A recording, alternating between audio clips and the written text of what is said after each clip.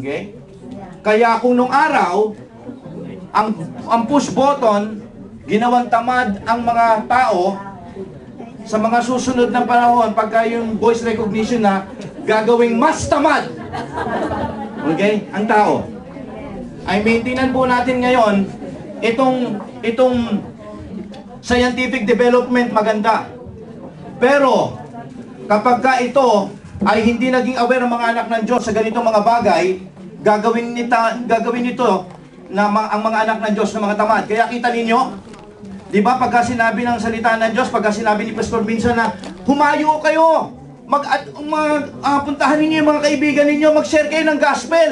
Siguro nasa isip nyo, Pastor, pwede kayang push button na lang?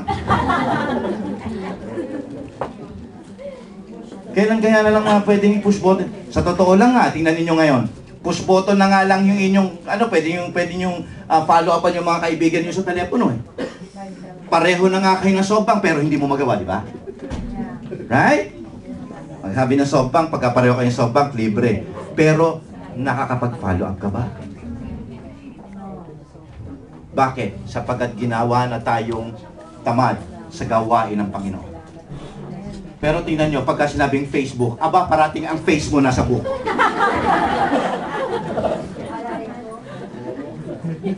Hello? Mga anak ng Diyos, di ba? Minsan makakalimutan natin yung meditation natin kay Lord sa isang araw. Pero yung harapin ng Facebook, no, naku, hindi mo makakalimutan yan. It's like talagang hindi kumpleto ang araw ko. Kapag ka hindi ako nakapag-report at nakapag-comment sa mga kaibigan ko. Yan. Okay? Yung mga anak ng Diyos, yan ang ginagawa ng scientific development. Kaya, sa sobrang bagay na nangyari ngayon dito sa mundong ito, okay? Sabi ng salita ng Diyos, ito po ang sumunod na verse, sa verse 6. The Lord was grieved that He had made man on the earth, and His heart was filled with pain. The word here is grieve. Ang Diyos po ay talagang umiyak. Grieve. Alam po ninyo yung grieve? Yung grieve po ay, it's a love word. It's a love word, yung grieve. Kasi tingnan nyo ha, mag-grieve ka ba sa isang tao na hindi mo mahal? Tama? Kung hindi mo mahal yung tao yun, hindi ka mag-grieve. Kung kang kinay ka sa kanya, hindi ka mag-grieve. Okay? And the Lord, listen to this. Sabi ng salita ng Diyos, the Lord was grieved that He had made man on earth. His heart was filled with what? Pain. Grabe mga kapatid ko ang nangyari rito. Kasi alam po ninyo, sobrang mahal tayo ng Panginoon, pero yung mga tao hindi siya minahal. Kumbaga, binigay ng Panginoon, He gave everything. Pero tayo, simpleng oras lang hindi natin mag-give para sa Kanya. Ang Panginoon, naghahanap po siya ng relationship para sa atin. Pero ang mga tao, umaayaw dun sa relasyon na yun. Umiiwas sa Kanya. Tayo po inaabot ng Diyos, pero tayo lumalayo sa Kanya. So sabi ng salita ng Diyos, His heart was filled with pain. Ang design ng Panginoon, tayo po ay mapalapit sa Kanya. Pero ang tao, sa panahon, lalo na po sa panahon ni Noah, ang mga tao po ay busy sa kanyang mga sarili. Sa kanilang mga sariling kagustuhan. Hindi man lang makapagpuri sa Panginoon. Kaya po ang sabi ng salita ng Diyos, it broke the Lord's heart. Malungkot po siya. Talagang naniniwala ako, sa sobrang sakit niya, yung grieve, maaaring nandun na yun talagang sa tuwing nakikita niya ang mga anak ng Diyos o maaaring yung mga tao sa mundong ito na pinipilit niyang pakitaan ng pagmamahal at ng concern. Bagamat ito ay nararamdaman ng mga tao pero binabaliwala nila. Kung nasa isip lang nila, atarimay lang to, Diyos naman siya. Atarimay lang na masaya ako ngayon. Atarimay lang na nandito ako sa Japan ngayon. Atarimay lang na may pera ako sa bangko. Atarimay lang na kumakain ako ng masarap. Atarimay lang. Pero alam po ninyo, hindi natin naiintindihan na yun ay lahat biyaya na ibinigay ng Panginoon sa atin. At hindi natin binigyan ng hindi natin siya tinanaw. Hindi natin tinanaw yun bilang utang na loob.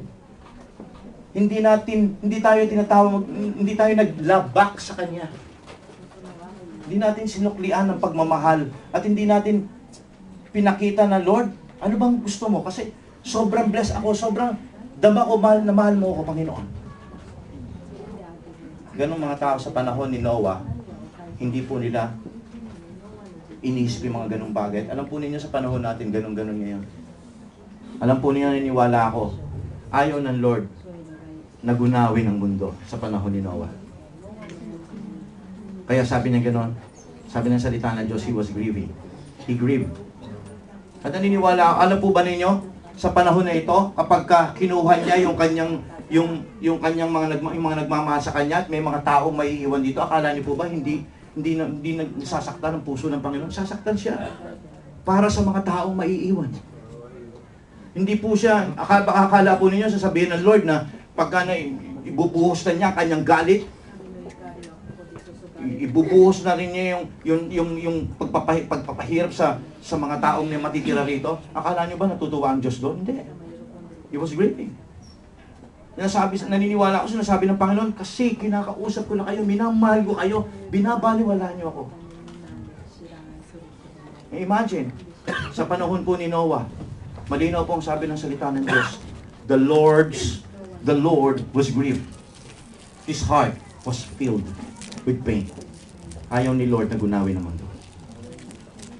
Ayaw niya ang mga tao ay malilipol. Pero walang magagawa. For the wages of sin is death. Amen? Ang nangyari po mga kapatid, dahil ang mga tao sobrang focus nila sa kanilang mga sarili. Dahil ang mga tao sobrang mahal nila ang kanilang sarili. Dahil ang mga tao sobrang ang gusto lang nila ang mangyayari. At hindi sila nagbigay ng panahon sa Panginoon. Siguro magbibigay lang sila ng panahon sa Panginoon pagka may panahon lang mag-church. Pero, nandito nga sa church, pero iba naman ang nasa isip. Present ang katawan, pero ang isip, kinakailangan mamaya, alis kami ni Mare. Saan kaya kami kakain ni Mare? Okay? May mga ganon. Okay? Ay, ano ba naman yan? Ang tagal-tagal mag-preach ni Pastor. Malilate ako sa usapan. Gusto ko maunawaan po natin mga anak ng Diyos. Okay? Ang sabi ng salita ng Diyos, kinakailangan, okay, anuhin natin ang ating mga sarili. I-push na natin ang ating mga sarili. Maging totoo na tayo sa Lord. Ito yung dahilan kung bakit ang Panginoon, He grieved. Ang kailangan niya, seryosong pakikipagrelasyon. Hello? Amen.